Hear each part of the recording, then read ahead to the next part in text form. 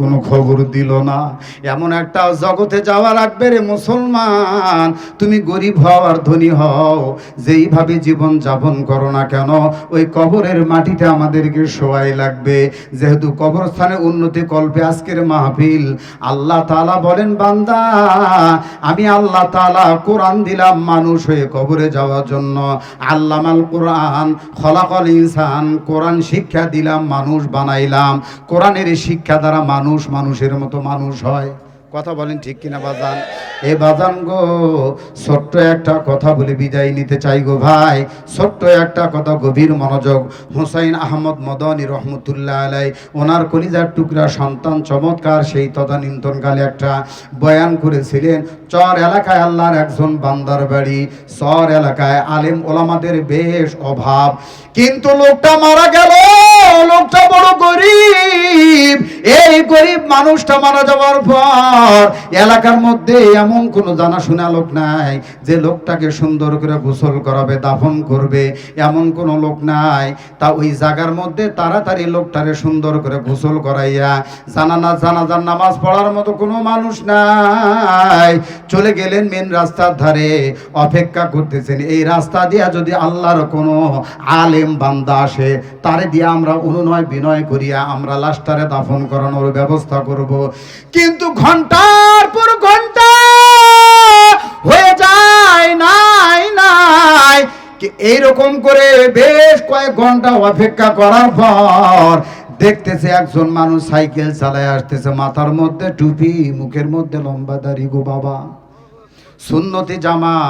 সবাই তারা কাকুতি মিনতি করে সাইকেলটা ব্রেক করে দাঁড়াইলো। হুজুর গো, এই মাইয়েরটার জানাজার জন্য আমরা দাফন করতে পারতেছি না, জানাজা পড়ানোর মতো আমাদের কাছে কোনো লোক নাই। হুজুর মেহেরবানি করিয়া জানাজার নামাজের ইমামতিটা একটু করে যান। ওই আল্লাহর বান্দা বললেন, আমার হাতে সময় নাই, কিন্তু অনেক অনুনয় বিনয় করার পরে রাজি হইলেন। জানাজার নামাজের ইমামতিতে তিনি দাঁড়াইলেন। এবার জানাজার নামাজ হয়ে গেল। হয়ে যাওয়ার পর মানুষগুলো বলতেছে, ও আল্লাহর বান্দা, আপনি আমাদের লাশটারে একটু সুন্নত তরিকায় কবরে দাফন করে যান। সময় যখন দিলেন, আর একটু দেন। ও মুসলমান ইমানদার, আল্লাহর ওই বান্দা ইমাম সাহেব যিনি জানাজার নামাজ পড়াইলেন, মাথার দিকে ধরিয়া লাশটা যখন নামাইলেন, নিচু হওয়ার কারণে তার পকেট থেকে জরুরি কাগজপত্র, টাকা পয়সা সব পড়ে গেল, বুঝতে পারে নাই। উঠে গেল, কবর মাটি সমান করে দেওয়া হলো। কর্মস্থলের দিকে তিনি রওনা করলেন। যাইতে যাইতে মনে করলেন, অনুভব করলেন পকেটটা কেন যেন হালকা হালকা লাগে, ফাঁকা ফাঁকা লাগে। গভীর মনোযোগ দেন ভাই।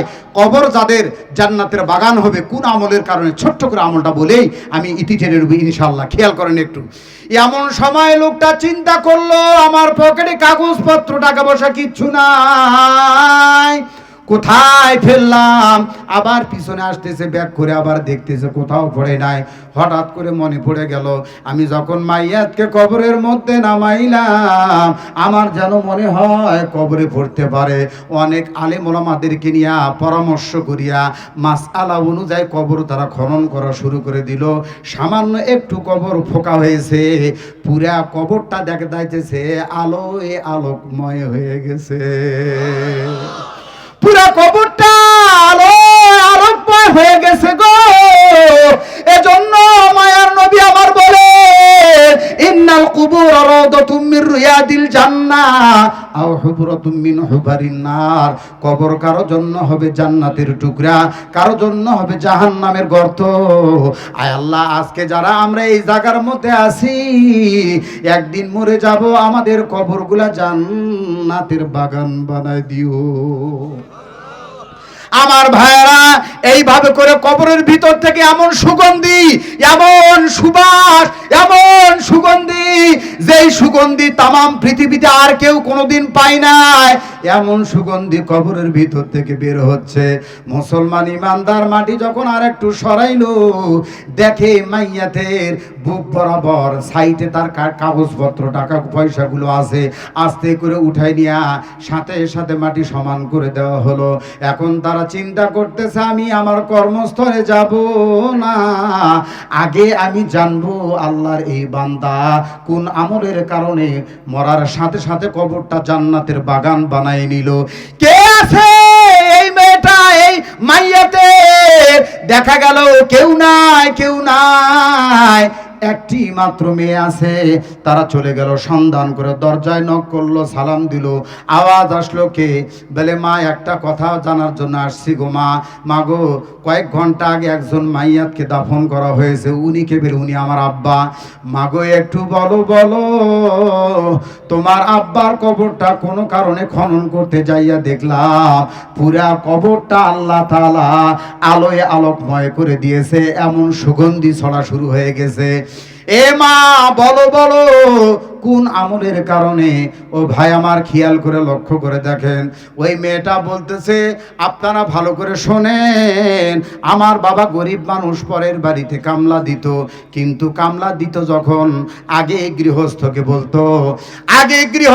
বলতো আজান হয়ে গেলে আমি আর কাজ করব না, আল্লাহু আকবার।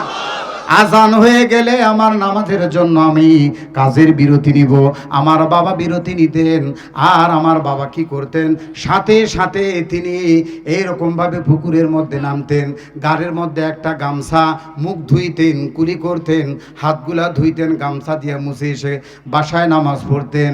আমি এই দেখতাম আমার গরিব বাবার এমন কোনো আমল নাই, লেখাপড়াও তিনি জানেন না, কিন্তু দেখতাম মাটির একটা জীর্ণ শীর্ণ ঘর, ওই ঘরের জানালার উপরে কাঠের একটা তক্তা, ওই তক্তার উপরে একটা বই, ওইটা সাধারণ কোনো বই নয়, ওইটা হলো আল্লাহ তাআলার কোরআন। জোরে কোন সুবহানাল্লাহ। আমার বাবা ওইটা টান দিয়া খুলিয়া আঙ্গুলটা দিয়া এরকম করে টানতেন আর বলতেন হাজা কালাম রব্বি, হাজা কালাম রব্বি, হাজা কালাম রব্বি বলতেন, আর চোখের পানি তিনি ছেড়ে দিতেন। তাদের বুঝতে আর বাকি রইল না, যিনি জানাজার নামাজ পড়াইছে, যে আল্লাহ পাকের কোরআনকে টাচ করার কারণে, একটু ইশারা করার কারণে এত বড় মর্যাদার অধিকারী যদি আল্লাহ করতে পারে, মরতে দেরি, কবরটা জান্নাতের বাগানে পরিণত দেরি নাই। তো সেই কোরআন নাজিলের মাস আগামী মাস, সেই কোরআন নাজিলের মাস হলো রমজান মাস। আমরা রমজান পেয়ে হব খুশি নাকি বেজার? কিন্তু এমন মানুষ আছে এইরকম, একই মোরা খাঁটি মুসলমান, তাওহীদেরই কালেমা পড়ি, মুসলিম বলে দাবি করি, শিরক বেদাত নাহি ছাড়ি, আশ্চর্য ঈমান, একই মোরা খাঁটি মুসলমান। 11টি মাস পেট ভালো করে, রমজান এলে পেটে গ্যাস্ট্রিক ধরে। এরকম কপাল পড়া আছে না? 11টা মাস তার পেট ভালো যায়, রমজান আসে ওর পেটের মধ্যে। রমজানে রাখে না রোজা, দাওয়াত পাইলেই সোজা, টুপি কান ফিট করিয়া ইফতার খাইবার যান, একই মোরা খাঁটি মুসলমান। রমজানে রোজা থাকে না, দাওয়াত যদি পায় 3টার সময় ঠেলে গেলে এরকম করে ঠেলে, এরকম করে ঠেলে, বুঝায় যে রোজাদার, অরিজিনাল রোজাদার উনি।